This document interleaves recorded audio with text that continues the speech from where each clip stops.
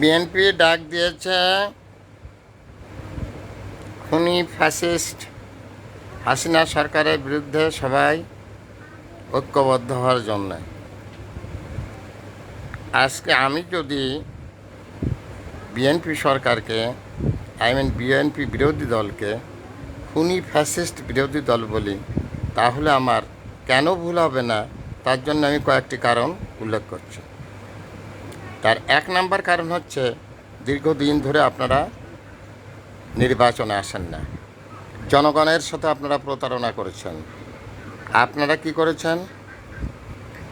মনোনয়নপত্র বিক্রি করেছেন, কিন্তু নির্বাচন করেন নাই।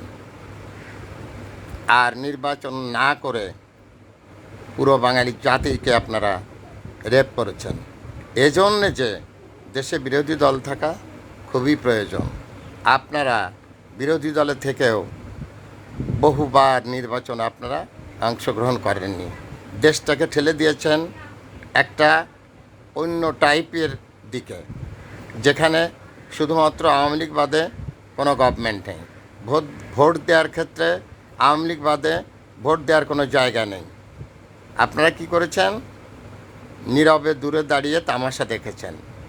আর বিগত দিনগুলোতে যখন আপনার সরকার ক্ষমতায় ছিল, বিএনপি সরকার, তখন আপনারা এত পরিমাণে অর্থ সম্পদ লুট করে রেখেছেন যে আর 17 বছর পরেও কিন্তু আপনাদের অর্থের অভাব হয় না।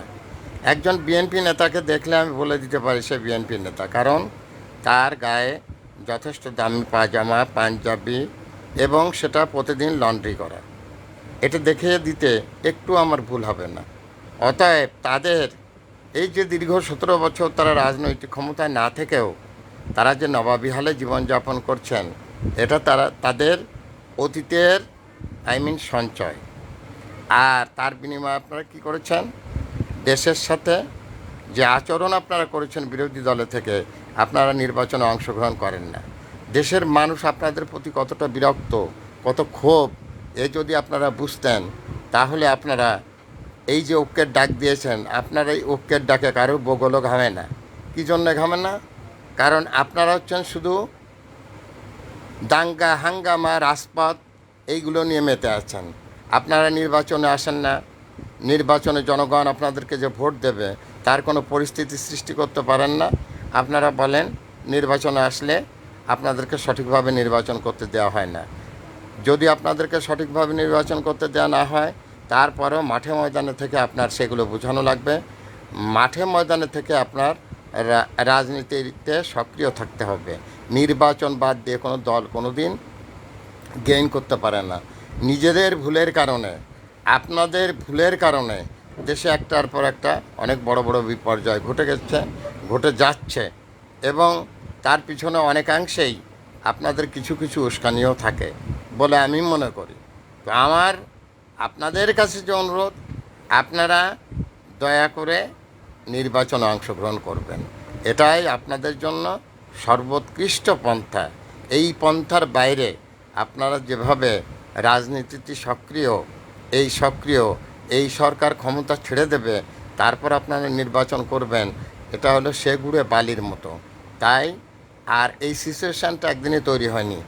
এমনভাবে আপনারা এই সরকারকে 3 থেকে 4 বার ক্ষমতায় রেখেছেন যে সরকার এখন ম্যাচিউরড হয়ে গেছে।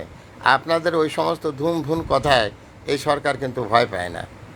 তো যাই হোক, আমি একজন আম জনতা, নাগরিক অধিকার থেকে আমার যেটা বলার, আমার যেটা অভিব্যক্তি, আমার যে প্রজ্ঞা, আমার যে জ্ঞান, আমার যে ধ্যান ধারণা, চিন্তা চেতনা, তার থেকে আমি বয়ান করলাম। আশা করি যারা বিরোধী দলে আছেন আমার কথাগুলো শুনে যদি তারা মনে করেন উপকৃত হচ্ছেন, হবেন। যদি মনে করেন তারা ক্ষতিগ্রস্ত হবেন, আমার কিছুই করার নেই। আমি আমার নাগরিক অধিকার থেকে এগুলো বলতে আজ বাধ্য হলাম। থ্যাঙ্কস এ লট ভাইরাস স্যার, বিনা বেতনের পারিবারিক পাঠশালার শিক্ষক।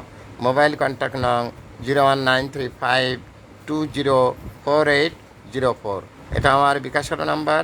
আমি একটি বিনা বেতনের পারিবারিক পাঠশালার শিক্ষক। থ্যাঙ্কস এ লট ভাইরাস স্যার।